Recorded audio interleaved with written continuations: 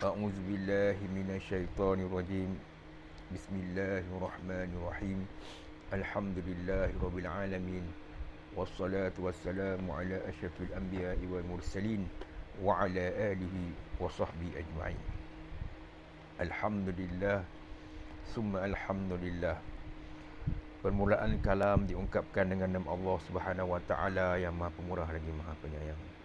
Dengan segala puji kepada Allah, pemilik sekalian alam, hamba-Nya yang bertakwa, yang sentiasa memohon penuh barakah, penuh keimanan. Allah yang menjadikan Kaabah di Mekah sebagai kiblah dan sumber barakah dan juga keampunan. Selawat dan salam kepada Rasulullah sallallahu alaihi wasallam, khataman nabiyyin, dan juga kepada para ahlul bait, para sahabat dan para pengikut-pengikutnya, muslimin dan muslimat, mukminin wal mukminat, hingga ke hari kiamat. Amin ya rabbal alamin. Alhamdulillah, permulaan tazkirah saya pada kali ini ialah apa yang saya belajar di dalam sijil perjalanan haji dan umrah selama 3 bulan ini. Apa yang dapat saya memahami di antara model-model yang diberikan, iaitu ialah mengenai haji dan umrah ini ialah musim haji yang bermula daripada 1 Syawal hingga ke 10 Zulhijjah, iaitu daripada hari puasa hingga ke hari raya haji. Manakala umrah boleh dilakukan pada bila-bila masa, termasuk di luar musim haji. Dari segi syarat pula, ianya adalah mengunjungi Baitullah Haram di Mekah untuk mengerjakan ibadah yang tertentu di sana. Menunaikan haji adalah rukun Islam yang kelima dan ia dikerjakan hanya sekitar tanah suci Mekah, serta masanya hanya dari 9 hingga 13 Zulhijjah. Haji menurut syarak adalah mengunjungi Baitullah, rumah Allah di Mekah yang untuk beribadat, manasik, tawaf, sa'i, bergunting, dan wukuf pada waktu serta syarat-syarat yang tentu dalam bulan Hijrah. Firman Allah SWT, A'udzubillahi minasyaitonirrajim. Dan Allah mewajibkan ke atas manusia mengerjakan ibadah haji dengan mengunjungi Baitullah, iaitu sesiapa yang mampu dan berkuasa untuk sampai ke sana. Dan sesiapa yang kufur, ingkar kewajipan haji itu, maka sesungguhnya Allah Maha Kaya, tidak berhajat sesuatu pun dari sekian makhluk. Surah Ali Imran ayat ke-97. Ibadah haji hanya diwajibkan kepada muslim yang berkemampuan dari segi keuangan, kesihatan, fizikal dan juga mental. Allah membuka ruang dan memudahkan semua hamba-hambanya menziarahi, mendekatkan diri dan bermunajat kepadanya serta memohon limpah rahmatnya dan hidayahnya. Ibadah haji adalah satu-satunya peluang keemasan untuk kita menghadap Allah secara lebih dekat. Firman Allah dalam surah Al-Hajj, A'udzubillahi minasyaitonirrajim. Dan seluruh manusia untuk mengerjakan haji, nescaya mereka akan datang kepadamu dengan berjalan kaki atau mengendarai setiap unta yang kurus. Mereka datang dari segenap penjuru yang jauh agar mereka menyaksikan berbagai-bagai manfaat untuk mereka dan agar mereka menyebut nama Allah pada beberapa hari raya haji dan tasyrik yang telah ditentukan.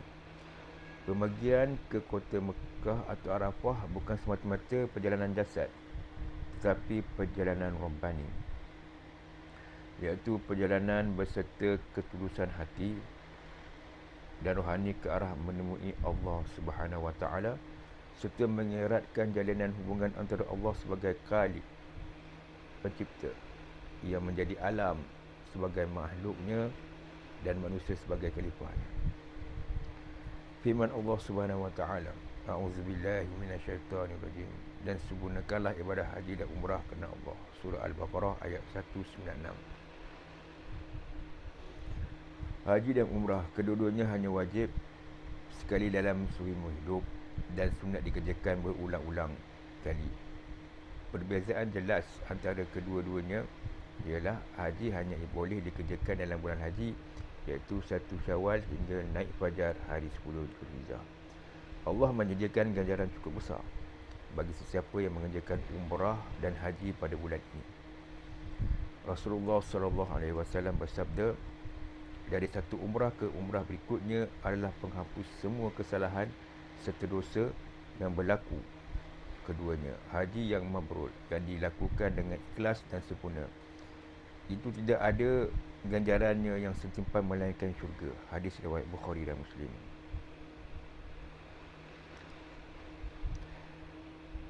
Alhamdulillah, kelebihan-kelebihan haji, fadilat haji antara hadis Rasulullah SAW yang menghuraikan mengenai kelebihan ibadah haji, umrah dan tanah suci Mekah ialah ibadah ini dapat menghilangkan dosa sebagaimana air dapat menghilangkan segala daki. Setiap hari Allah menurunkan 120 rahmat untuk orang yang mengerjakan haji di Baitullah, 60 rahmat untuk orang yang bertawaf, 40 rahmat untuk orang yang bersolat dan 20 rahmat untuk orang yang memandang kepada Kaabah. Haji yang mabrur ialah pekerjaan haji yang tidak bercampur dengan dosa sejak ihram hingga tahallul. Sesiapa yang mengerjakan haji kerana Allah dan tidak merosakkan dengan sebab bersubuh ataupun tidak membuat sebarang maksiat, maka pulangnya kelak seperti bayi yang baru dilahirkan oleh ibunya. Iringilah hajimu dengan melakukan umrah, kerana kedua-duanya akan menghapuskan kemiskinan dan dosa, melaksana relau yang membakar hangus segala kotoran besi, emas dan perak. Tiadalah ganjaran lain bagi haji yang mabrur melainkan syurga Allah Subhanahu Wa Taala. Alhamdulillah, inilah sedikit apa yang dapat saya kongsikan dalam tazkirah saya ini, dan banyak lagi lah sebenarnya yang perlu kita mendalami ilmu mengenai haji dan umrah ini. Dan saya sudahi dengan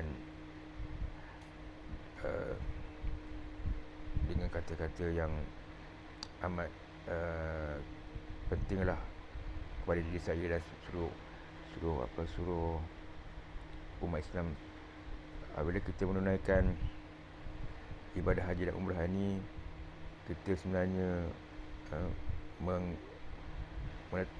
meletakkan ataupun mengharapkan diri kita semata-mata kerana Allah. Allah yang mencipta, Allah lah yang mengizinkan kita, memberikan kita segala kekuatan, memberikan kita kemudahan untuk kita sampai ke Mekah untuk mengerjakan haji dan umrah. Wala haula wala quwata illa billahil azim. Tiada daya dan upaya kita melainkan dengan keizinan Allah SWT. Jadi perbanyakkanlah kita berdoa kepada Allah SWT supaya kita dapat kita diberikan keizinan dan diberikan dorongan, dibukakan hati dan dimudahkan segala urusan kita untuk mengerjakan haji dan umrah.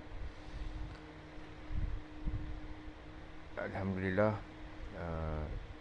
saya telah dapat mendalami berbagai-bagai ilmu di dalam berbagai-bagai model yang disediakan di dalam segi perjalanan haji dan umrah ini. Akhir kalam saya, semoga Allah SWT memudahkan kita semua untuk mengerjakan haji. Sekian, terima kasih. Alhamdulillah Rabbil Alamin.